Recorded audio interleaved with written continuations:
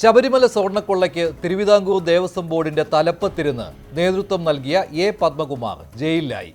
എല്ലാം ഉണ്ണികൃഷ്ണൻ പോറ്റിയെന്ന ഇടനിലക്കാരന്റെ വിക്രി എന്ന് ന്യായീകരണം നിരത്തിയിരുന്ന CPM-ന് ഇനി ഉപ്പ് തിന്നവൻ വെള്ളം കുടിക്കുമെന്ന പഴകി തുരുമ്പിച്ച മറുപടി മാത്രം. പത്മകുമാറിൽ നിന്ന് അന്വേഷണം കടകംപള്ളി സുരേന്ദ്രനിൽ എത്തുമോ? PS പ്രശാന്ത് പരിശുദ്ധനാണോ?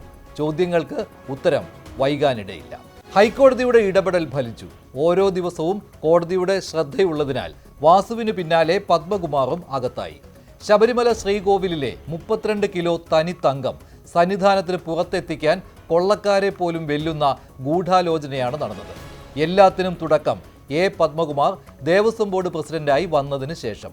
അയ്യപ്പ വിശ്വാസിയായ മുൻ MLA യുവതീ പ്രവേശന വിവാദ സമയത്ത് സർക്കാർ തീരുമാനം നടപ്പാക്കുമ്പോൾ സങ്കടം പുറത്തു കാട്ടിയതാണ്. അയ്യപ്പനോടുള്ള ഭക്തിയായിരുന്നു കാരണം. എന്നാൽ ഇതിനിടയിൽ തന്നെ സന്നിധാനത്തെ സ്വർണം കടത്താൻ കൂട്ടുനിന്നു.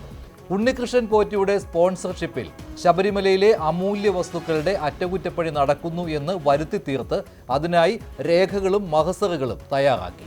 തിരുവിതാംകൂർ ദേവസ്വം ബോർഡ് ഭരണസമിതി തീരുമാനവും ദേവസ്വം സെക്രട്ടറിയുടെ ഉത്തരവും ഇതെല്ലാം കൊള്ളയുടെ ആവർത്തിക്കുന്ന രീതികൾ.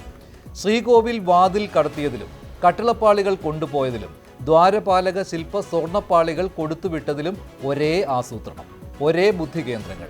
ആദ്യം പോറ്റിയുടെ വകയായി കത്തുവരും. ചെമ്പുപാളികൾ സ്വർണം പൂശിത്തരാം. ദേവസ്വം ബോർഡിന് ചെലവുണ്ടാവുകയില്ല. സ്പോൺസർ റെഡിയാണ്.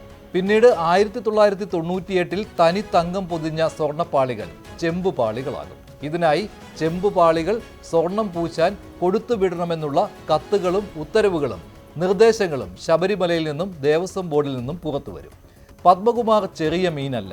CPM-ന്റെ പത്തനംതിട്ട ജില്ലാ കമ്മിറ്റി അംഗം, ആറന്മുള മുൻ MLA. അതിനു മുൻപ് അറസ്റ്റിലായ N വാസുവും CPM-ന്റെ പ്രമുഖൻ. ഹൈക്കോടതിയുടെ നിരന്തര ശ്രദ്ധ ഉള്ളതിനാലാണ് ഇതുവരെ ഇടപെടലില്ലാതെ അന്വേഷണം മുന്നോട്ട് പോകുന്നത്.